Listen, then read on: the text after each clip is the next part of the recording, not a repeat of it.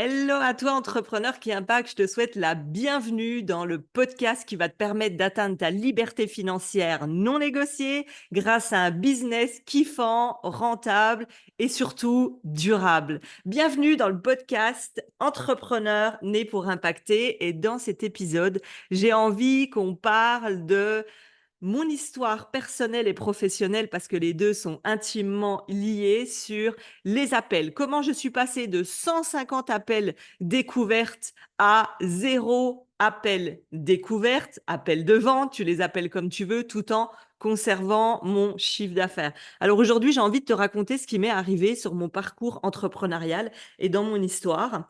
Ça remonte à peu près à 2 ans de ça. On est au mois de novembre et là, je passe un mois très compliqué. On va rentrer directement dans mon histoire et tu vas comprendre comment on arrive aux appels et à ce que je vais te proposer pour tes propres appels. Et puis après, libre à toi de choisir, de voir ce qui te parle dans mon histoire. Donc, il y a 2 ans de ça, au mois de novembre, je passe un mois malade. Je monte à des 39 de fièvre. J'ai le visage tout un côté qui est bouillant.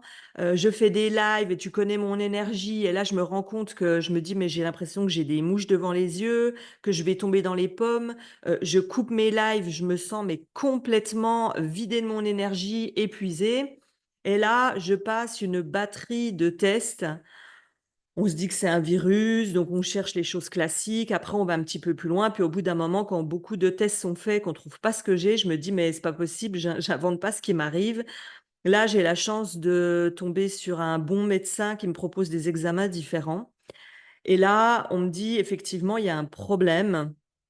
Je me retrouve en décembre dans le bureau, d'un chirurgien qui me dit: «Là, madame, il va falloir passer au bloc en urgence. On a des possibilités et on peut vous proposer la troisième semaine de septembre» de janvier, excusez-moi. Et là, je me dis: «Mais, 3 semaine de janvier?» C'est exactement en plein dans mon lancement. Donc je vous rappelle qu'un lancement, c'est quand même ce qui fait vivre la société née pour impacter, payer 10 salaires, ce qui nous fait vivre pour les 6 à 9 mois à venir. Donc autant dire que ça a une grosse importance. Tu vas me dire: «Ouais, mais bon, à ce moment-là, tu as une souffrance, c'est de la santé». Bah, j'essaie quand même de trouver un équilibre, j'essaie de trouver un compromis et là, je demande au chirurgien: «Est-ce que c'est possible, de m'accorder 2 à 3 jours supplémentaires?» Sachant que ça fait déjà 2 mois que je suis très malade.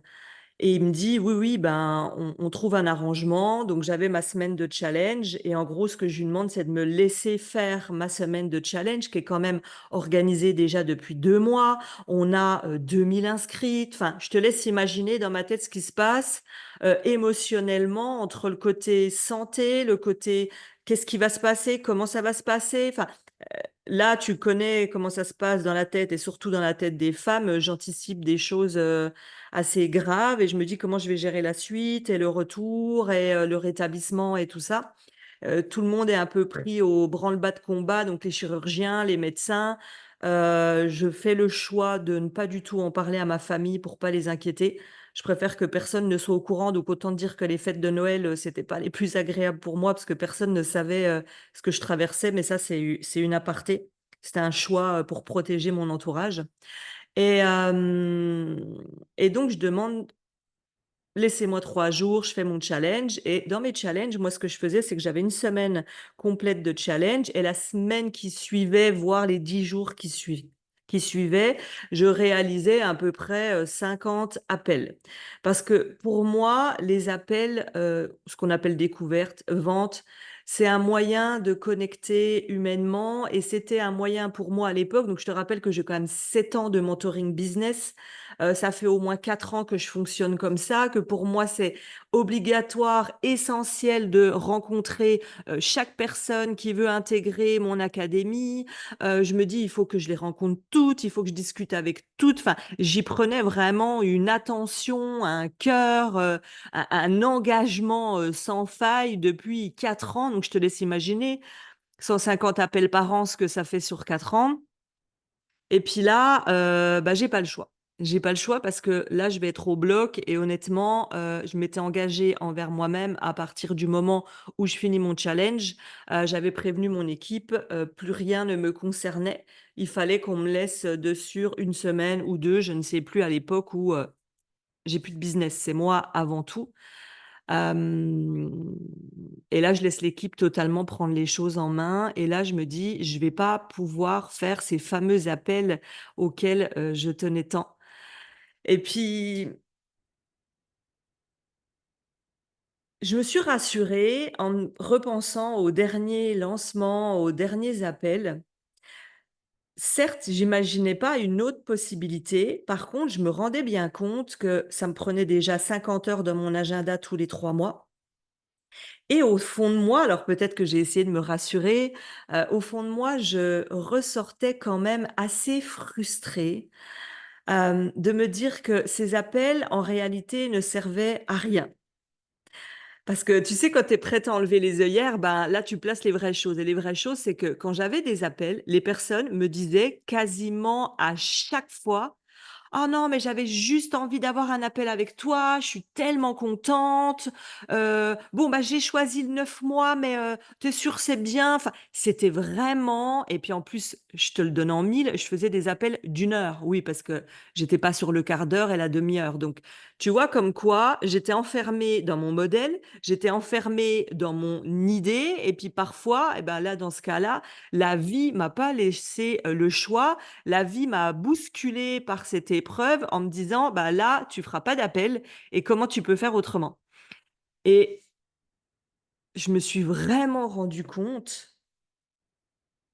que ces appels étaient juste du plaisir pour les personnes qui me suivaient parce que je te rappelle qu'un challenge avec moi, c'est à peu près 15 heures de live, en direct sur une semaine. Je coach des personnes en direct, donc tu vois mon expertise. Je présente mon offre et je réponds 2 fois à toutes les FAQ qu'il existe. Je pense qu'on a la plus grosse FAQ au monde sur notre page de l'académie. Donc comment te dire que si tu as suivi la semaine, tu as toutes les infos. Tu sais si ma personnalité te plaît. Tu m'as vu coacher, donc là, on peut pas faire mieux pour voir les capacités et l'expertise de ta coach business. J'ai répondu à toutes les questions, j'ai présenté les opportunités. Enfin, en gros, il ne reste plus aucune question. C'était juste le plaisir de discuter en one to one avec moi. Alors, je dis pas que ça ne me plaisait pas, mais on va être très honnête, il y a un moment donné, 50 heures d'appel pour du plaisir, alors qu'on allait travailler pendant 6 à 9 mois ensemble. J'ai bien compris qu'en fait, je m'enfermais dans un modèle où je me mentais, à moi-même. Je tournais dans une boucle et là, on a réfléchi à partir de là à d'autres systèmes. Donc aujourd'hui, quand quelqu'un rejoint, par exemple, notre académie, parce que les mentorings et les masterminds, c'est autre chose. Je fais encore des appels et je t'expliquerai, je te donnerai des conseils là-dessus. Mais quand quelqu'un rejoint l'académie, aujourd'hui, il y a un questionnaire complet de découverte de nos clientes à l'entrée en formation. J'ai une équipe qui s'occupe spécialement d'analyser chaque réponse de tous les questionnaires.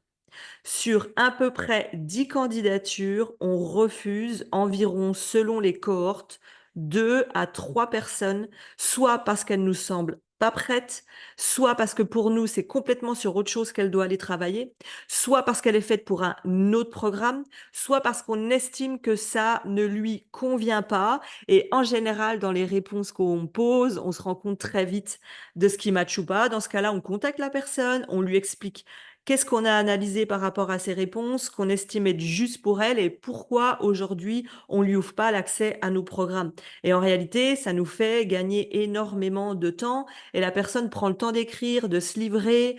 Nous, on prend le temps de lire, on prend en considération chaque candidature et on n'hésite pas à refuser l'entrée dans nos programmes si c'est pas OK pour nous ou pour la cliente. Maintenant, tu l'as compris, bah, mon histoire, elle m'a permis, directement, bah, de me mettre face à la réalité, de comprendre que j'utilisais un modèle depuis des années, en réalité, qui me prenait du temps, de l'énergie, parce qu'en plus, ça suivait une semaine de challenge pour rien du tout. Donc, merci à la vie, entre parenthèses, de m'avoir apporté ça.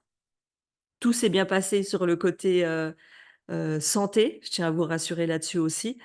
Plus de peur que de mal, mais en tout cas, l'urgence était là et il fallait passer à l'action et c'est ce qu'on a fait.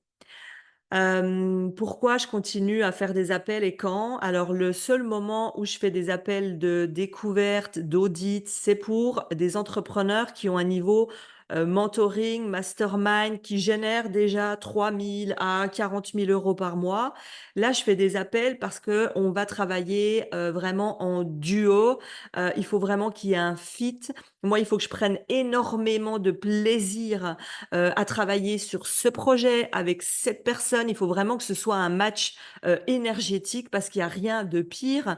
Moi, c'est pas l'argent qui prime, c'est le plaisir et quand j'allume la caméra avec ma cliente et que je vois son projet, je dois kiffer, je dois me dire que c'est la meilleure journée de ma vie et je dois me dire qu'on est faite pour, l'aider à développer une entreprise qui va exploser en termes de visibilité, d'impact et de chiffre d'affaires. Si c'est pas le cas, si je sens à la fin de l'appel mon baromètre de plaisir, de kiff, d'excitation, de jouissance, qui n'est pas à 10 sur 10, j'y vais pas.